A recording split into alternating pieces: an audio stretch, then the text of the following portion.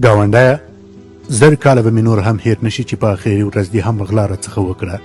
جیبونه دې راڅخه وشکول، پر سړک دې کش کړم، کور دې راڅخه ونړوئ، زما د 40 کالو شتمني دې راڅخه غصب کړه او تش لاس دې پر میدان پرېښودم. او راته ودې ویل مهاجره ځه ولاړ سه، زموږ د هیواد څخه ووځه. کله چې زه خپل د هیواد پولې ته نږدې شوم، لږ مې د سکون احساس وکړ. د وطن هوا راباندې د شبنم په څیر ولګېده. د خپلو هیوادوالو اوازونه مې تر غوږ شوه. خپل کور ته په خیر راسئ، خپله ګوله در سره شریکوو، خپل کور مو دی، راځئ راځئ. ستا بیرته راباندې پیرزو نه شوه او دروازه دې راباندې بنده کړه. خپل کور ته دې په پیسو پرېښودم. خو هو، زه نن بې کسه نه یم. ډاګ او صحرا ته نه ځم. دا وارې بل هیواد ته نه ځم چې د ماجر لفظ د پیغور په توګه وکاروي.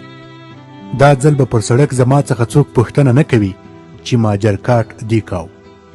دا ځل به حرامخور پولیس زما ماشومان جیلونو ته نه بیایي. دا ځل مې خپل جنت هیواد ته ځم.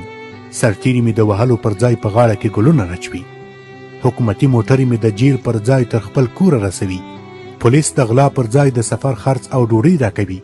او له حاکمه تر رعیته ټولو خپله غېږه راته پرانیستې ده. او د هرې خولې څخه دا کلمه راوځي خپل کور ته په خیر راشئ. نو دا ځل زه خود خپل هیواد ته ځم. هلته د خپل هیواد هر زخم پټی کوم. خپل د هیواد په اقتصادي وده کې برخه اخلم. خپل د هیواد لپاره بزګري کوم، تجارت کوم، صنعت کوم. د خپل هیواد د اوبو د مهارولو لپاره کار کوم. وچه ډوډۍ خورم خو په امن، احترام او خوشحالۍ کې ژوند کوم. بیا به ستا سیال یم، بیا به ستا څخه د هرې غلا او جبر پوښتنه کوم. تا به تر غاړې نیسم او منافق، بې ایمان، بې احساس او غل ګاونډیه، وخت به درنه د هر څه پوښتنه وکړي.